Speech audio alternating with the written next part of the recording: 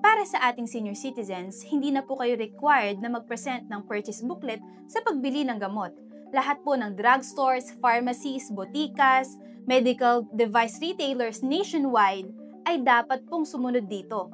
Ngayon, para makapag-avail ng 20% discount at 12% VAT exemption sa pagbili ng gamot, kailangan nyo na lang po mag-present ng kahit alin sa mga sumusunod: Senior Citizen ID, Philippine Passport, or any valid government ID kung saan nakasaad ang inyong petsa ng kapanganakan para mapatunayan na kayo po ay 60 years old or above, tulad ng driver's license, PRC ID, SSS or GSIS ID, postal ID, at iba pa.